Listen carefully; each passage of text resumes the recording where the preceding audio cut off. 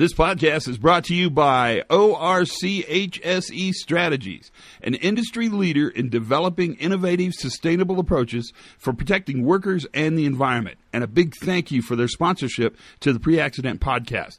ORCHSE's main focus and passion is in fostering EH&S performance excellence in all their companies. When members participate in one or more of ORCHSE's 9 different specialized networks, or if they engage in one of their task force or working groups, something very special happens. The sharing of ideas frequently results in cutting-edge solutions that have practical applications immediately. For example, ORC has been at the forefront of efforts to create new approaches for fatal and serious injury prevention and has helped plan, conduct, and create conferences on human and organizational performance. If you're interested in learning more about the unique opportunities available through ORCHSE, please contact our buddy Linda Haney at 202-510-0509. Or, if you'd rather pop her an email, it's linda.haney, linda.haney, at orchse.com. Now, let's listen to the podcast.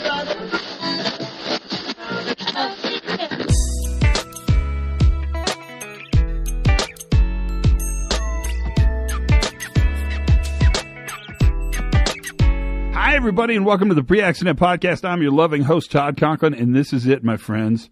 The last podcast of 2016. Are you sad? Are you emotional?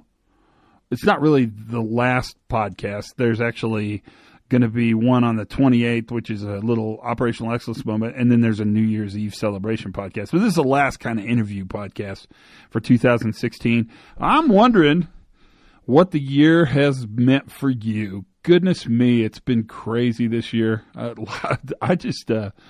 I'm still a little bit amazed. The election and then all this crazy stuff that's going on, that's been kind of nutty, and work has been nutty, and how business is kind of turning and not turning, and the economy, and I don't know if it's worth thinking about. But it is December 17th, which is, that little lull, kind of everybody's sort of gearing up to get ready to celebrate the season, to have a Merry Christmas and all the things that are a part of that. Whatever seasons you celebrate wherever you are in the world, it's kind of a special time. I like this time of year for 2 reasons. One is pretty much everything you go to, there's food, and that always makes every meeting better. Any meeting is better if somebody brings cookies. I'm serious. Any meeting, it's just instantly better. I also like it because it's a good opportunity to sort of look busy but not really be busy, except for your personal life stuff where you're probably just screaming busy, buying stuff and wrapping stuff and all the things you do. That's all a big part of it. Hey, today's podcast, I think you're going to really enjoy. There's a little backstory to it I need to tell you before we go into this too far. I spoke at a big drops meeting, which is pretty much what it sounds like. It's a meeting about things that fall and potentially could hurt and kill people. And it's a dropped objects awareness, dropped objects information, best practice sharing.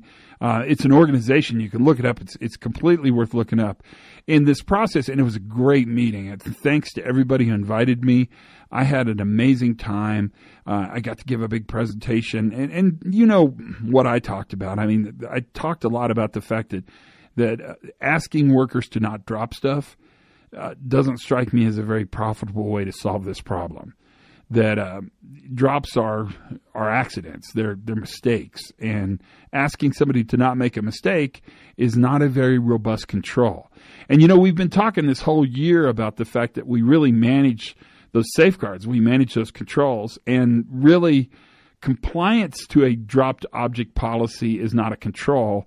A control for a dropped object policy or a dropped objects problem would actually be something that catches the item that you dropped, however it did it. And in the midst of this, I met this young, vibrant guy who really has spent a lot of time and has made his life's work the understanding of making drops a problem that we have on construction sites. We definitely have in oil and gas. You aviation guys have a problem. Skyscrapers, window cleaners, making drops as a problem manageable. He can't make the drops problem go away because it's a mistake. So if you can't make it go away, you manage for the inevitable. Remember, we talk about it all the time, that if you have an uncertain outcome, you have to use certain language. And this guy, his name's Forrest Hestor, he's just done it. And the reason he's on the podcast, there's a couple of reasons, but the big reason for me is that he's not a safety professional. He's not a process safety. He's not an engineer. He's not a designer. He's an electrician who spent his entire career working on aerial lifts overhead, and he started thinking about this problem. And you know as well as I do that when you engage workers, the people at the sharp end of the stick, to not only solve the problem, but to help you identify the problem, that what they identify and how they fix the problem is almost always better, cheaper, and more sustainable. And this is a living, breathing example of that. Because what Forrest talks about is the fact that you can build all sorts of containment devices for dropped objects, but they're not worth a crap if I can't do work with them on the man lift or on the platform or on the scaffolding or on the rig. That mostly I have to be able to use this in order to get work done. It shouldn't stop me from doing work. It should actually help me do work much better, much safer, with some control over the unexpected outcome, like a drop. Well, the more you talk to him and the more I got to know him, the more I realized that he's exactly the kind of guy we want to hear from on this pre-accident podcast. He's every one of us. But I think he's different in that he's not from, the big JLGs. He's not an engineer who works with aerial platforms.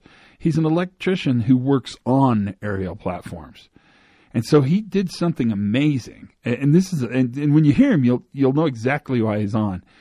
He designed a whole invention. I in fact, during the podcast, I didn't even know what to call it, but he designed a whole concept to sort of help create some mitigation, some safeguard against dropping things. But his design is a design that a worker can actually use. So it doesn't keep the worker from doing work. In fact, it allows the worker to do work, but the worker can also then drop something, knock it off the top of the railing or kick it off the bottom of the floor of the lift, or slip it over the side of the scaffolding, and it's recoverable. And that, my friends, is worth listening to the podcast. So when you listen to this, it's not a long one, but it's a really good one. Listen to it and think, this is a worker. This is an electrician telling me the story of designing, having an idea, designing the product, testing the product, and then getting a patent for the project. And tell me you aren't impressed with him. Just go ahead and call me and tell me, because you're not going to have to. That's how good this is. So listen carefully to this. I'll come back at the end for just a moment, but there's not a whole lot more I can say other than listen for the energy in his voice. Listen for the excitement he feels around the solution for this problem. And most importantly for us, listen to the way he frames the problem. This, my friends, is what we want in the field. This is what we want in the operating room. This is what we want on the ward. This is what we want. This is Forrest Hestor. Listen carefully. Here we go. How did you get into this drops? I'm not saying that's a weird job, but I'm just saying that's a kind of it'd be like people who design collars for gorillas. There's probably not a lot of them. I don't think there is a lot of them. And I got into it because my background previous to this was an industrial electrician here in the Houston area. I've worked for various plants. And there was a common way of mitigating the hazard of dropped objects per all the OSHA regulations on a mobile elevated work platform, which was to use just orange scaffolding mesh. Right. And about 2 years ago, I got into an argument with an individual in safety because there was no set standard on how to install it. And we would have, just the lower level guys going out there with some zip ties and the mesh, and 45 minutes later, it wasn't even on correct. It didn't mitigate the hazard. And so to my surprise, there was no product on the market that did it. And so I just started working on it and kept working on it, and then later patented it in 80 countries and just kept pushing forward with it. I mean, it was I saw a need for it. And, ultimately it was for the safety of myself and a lot of my family members and friends. Yeah, anybody underneath you for sure. Well, introduce yourself to us. Who are you and what you doing? Well, my name is Forrest Hestor. I'm the CEO of Tutus LLC based out of Houston, Texas. And I'm a manufacturer of a dropped object prevention enclosure for aerial work platforms. Excellent. And you were at the recent drops meeting in Houston, which was pretty impressive. That was quite an impressive meeting. It really was, yes. And I thoroughly enjoyed it and was able to take away quite a bit, just from some of the speakers. It's interesting to me that people see drops. I mean, I guess before we talk about sort of your invention, which I think is really pretty sexy and kind of cool, let's talk about why that invention makes so much sense. And one of the things that I think is interesting is that people generally, I think, see drops as choices. In fact, I was at a site not very long ago where there was a sign that said, "We're 100% drop-free zone." And I said, "What do you mean by that?" Hoping they would say, we use netting and tool tethers and toe kickboards and, all the kind of stuff that people talk about. And they said, well, we have a drop awareness campaign. And I said, what do you mean by drop awareness campaign? And they said, well, we're really asking our workers to be very careful and to not drop something. What do you think about that phrase? It's very difficult to be very careful. There's so many different factors in place when you ask a worker to be careful. Me being one for so long, I think I understand that firsthand. You have a job that you're trying to get done, and, when you add in all the factors of what's going on home, the conversation you're having with the guy next to you, and the job you're trying to do, your hand might just go into the wrong spot. I think what's so interesting about that, and I've thought about this a bunch, is that I think at the basic level, at the foundational level of this problem, which is stuff falling on top of things, equipment, instruments, and people, at the very basic level, that we have to sort of understand that every drop is probably an accident. That if they dropped it on purpose, we actually would call that throw. And if people are throwing stuff, we should probably get rid of them from the job site. That seems to sort of move beyond safety and kind of into leadership and human relations and selection criteria and, right? So if you got somebody throwing stuff, well, you can choose to not throw something. But I think fundamentally at every level, the thing about drops is that drops are always going to be unintentional deviations from an expected outcome. And the expected outcome is that I'm going to work in this aerial platform, or I'm going to stand on top of this rig, or I'm going to, be on the third floor of this building, and I'm going to be really careful not to drop anything, because I never want to drop anything. But the problem is being careful isn't very good. It's not a control. In fact, asking workers to pay attention feels like the right thing to do, but I'm not sure it's very effective. Absolutely. I mean, I think your words are perfectly put, because, when you're up there doing the job, it's just like you're saying. You don't grab your tape measure and then just chunk it off of the unit. That doesn't happen. That choice isn't getting made. It's an outcome of whatever the series of events that led up to the occurrence happening. Right. And that series of events could be, all the things you talked about, the context, the attitude, lighting, weather. I mean, almost anything that could possibly happen on a job site. Well, first of all, two things about that. One is it probably has happened. And if it has not happened, then it probably will happen. So the one thing we really can't control in this problem, and that's why I think this problem is so interesting, is that we really don't manage prevention of dropped objects. We actually manage our resilience, our recovery ability to dropped objects. And that's kind of what you've done. So talk us through, in pretty good detail, we got a little time, talk us through sort of what your program, what your equipment, what do you call it? Your invention. Let's go with that.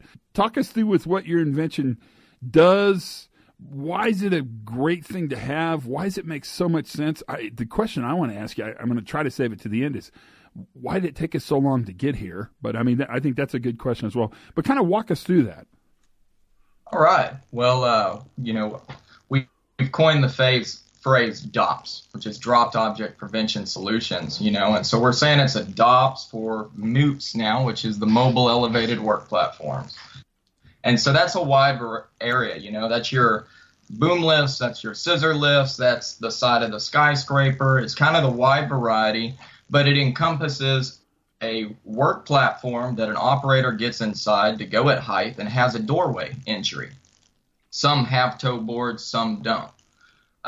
What our products are doing is completely enclosing that structure, to meet the OSHA standards and to exceed the ANSI requirements. You want it to be strong enough to withstand 50 pounds of force. So those are one of the things that we check off the list to make sure we can do. But where my passion came into developing the product really started at the door. Because my greatest frustration in the field was no matter what we did with a homemade device or a homemade version of a product, the doorway never got covered because it wasn't designed to be covered.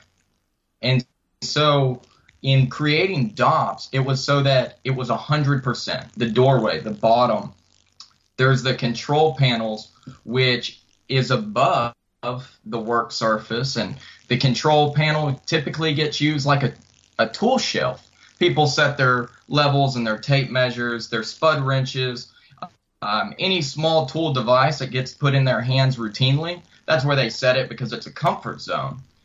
Well, it's never been covered before, and so the DOPS product line for the various types of elevated work platforms is so that we can completely cover all of those areas that in the past just never had a solution for. How did you test it? How did you prototype it? Well, I have an amazing ally, which is the largest netting manufacturer in North America. They know this industry, like the back of their hand. They've been doing it a very long time. And they're an ISO 9001 firm, and so they have a set of standards that they have to live up to. So with the team of their engineers, we really took a hard look at everything, and we tested it there in site. Have not had third-party testing done on the strength of the material at this time, but I assure everybody that all of the testing was done, and we were very pleased with the results. Did you go out in the field and mess around with it? I mean, you played with it yourself? Oh, yeah, absolutely. That was kind of the must one. I'm sure I drove some people crazy during the design phase because I kept saying it wasn't easy enough. I wanted to be able to get in that door and out of that lift as if it wasn't even there. And that was a real struggle to be able to do. It would be something that you would need to go to the website to have a better visual of, but oftentimes a worker needs to get their hands through the center of the work platform, between the top rail and mid rail, just because of ease of what they're doing. And and so I had to design a way so that we could fold the enclosure halfway down while the operator is still in it, so that we don't cause any restrictions to the worker. Some of those things were, what came into play for me on a personal level. That came from me playing around in it. Yes. Well, and it's fascinating to me that you're coming at this problem really from the worker's perspective. Like you're not a safety guy. That's not your deal. You're not a engineer, process safety guy. It sounds like you're an electrician that came at this and said, this is what we need in order to be effective. This is how we do the work. And then you just took your knowledge of the problem, the sharp end of the stick, if you will. You're highest exposure to risk, highest exposure. And you took that idea and sort of applied it and made it easy to do it right. And that's pretty powerful stuff. I mean, to a great extent, that's as good of a story of kind of the new view for understanding safety as I can think of. Well, thank you for that. And truly, I mean, that's what it came down to. Is I would spend physically 6 hours a day in these lifts, operate them. I was a very good electrician, and at one point I was even an NCCER instructor. I've trained people on these lifts, and I have a great amount of pride for what me and my family members and my friends do in this area. And yes, I mean, it is a different perspective, I know. But I think it was the right perspective. And in designing the product, a lot of the things that I thought of and wanted in the product was because I designed it for the end user. That even being tailed down to the material I selected, just for example.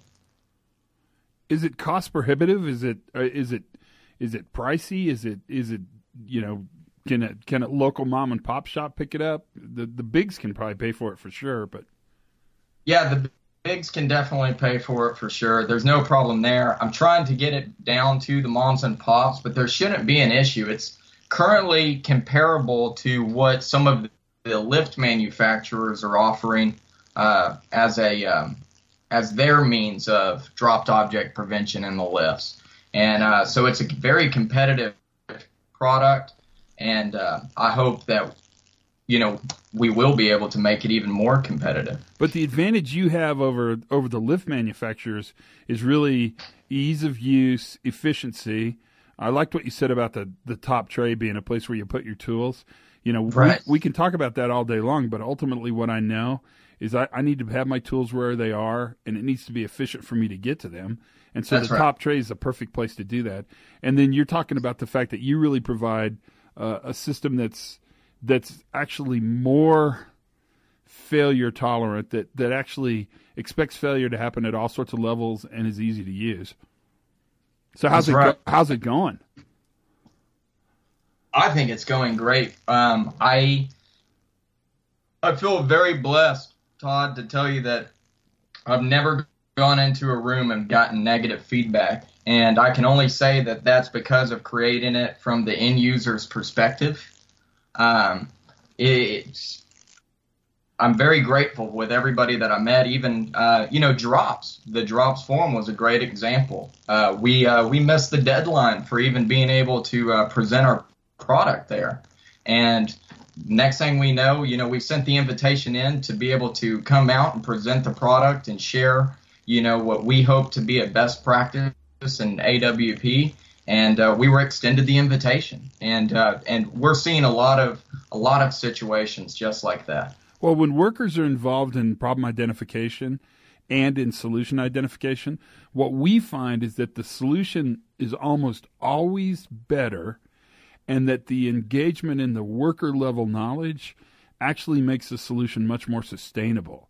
And that's going to be the fun thing to watch, is as you roll this product out and as it gets around and people are starting to use it, the fun thing is going to be how you adapt it and change it as people go out into the field and experience it. That feedback loop is really interesting to me. I couldn't agree more. Do you see it exclusively just for these aerial platforms, or have you thought about other applications? There's many applications, and there's so many more ideas in my wheelhouse that at this point, this is the focus. This is the strategic start. But I have so many ideas that come directly firsthand from the industry, because drops doesn't stop. Things happen just on the stairwell on your way up. It's not, or the most significant one I can think about that people often forget is when you have to spend 2.5 hours standing in a single location working and you're on grading. Just the fatigue that goes into that. And I think there's very simple solutions to be able to aid the worker and just make it easier on them. How was getting the patent? Was that just this big pain in the butt? Actually, it's really not. I was fortunate enough to find an amazing patent attorney out in the Tomball area, and Mr. Jones is phenomenal. Made the process very easy. We are still at a patent pending status, and taking part in the joys of the amendment processes. And it's not as difficult as people made it out to be. I'm excited for you. I think it's great. And I think the reason I wanted to get you on the podcast is because I think you really have a couple stories. So you have the story of the fact that the way we're going to manage dropped objects, things that, fall and potentially could hit people, or equipment, but I'm quite a bit more interested in people. We manage that not by managing the prevention, although we try hard as we can to prevent that from happening. We manage it by managing the recoverability, so we don't manage the accident. We manage the consequence of the accident. So they're still going to drop. I can still drop my screwdriver. I'm going to drop it. There's no question. The difference is that with a device like you invented, the drop doesn't have the same consequence that it would had it fallen off the platform and hit somebody in the head. That's one story, and that's a cool story, and that's an important story. But to me, the cooler part of your story is the fact that this is a worker who had an idea and said, "This can be better. We can make this better," and you just went out and did it. I mean, that's pretty sweet, really. That's kind of a cool story. Thank you. So anything else we're missing? Because I got one more question I want to ask, because it's the important one. If I wanted to find out about this, what is your website? How would I look at it? Well, you would go to Tutus, Tutus, drop prevention. And I'd like to add to all the listeners, Tutus is spelled like tutus. But I'd like to let everybody know that I chose Tutus because that's the Latin word for safe, not because it's a ballerina accessory. Yeah, but it's easy to remember. Good to remember. Tutus is not meant to be pronunciated as tutus, but as Tutus, and it's at tutusdropprevention.com. Tutus. That's where you can certainly find us. Tutus drop. Now I can think of it as tutu. Tutus. Hey, that's fun. Yeah, that's true. If I remember it. Let me share that story with you, Todd, if you don't mind. I got nothing but time. Hit me, baby. All right. So I was trying to select what I was going to incorporate my business as.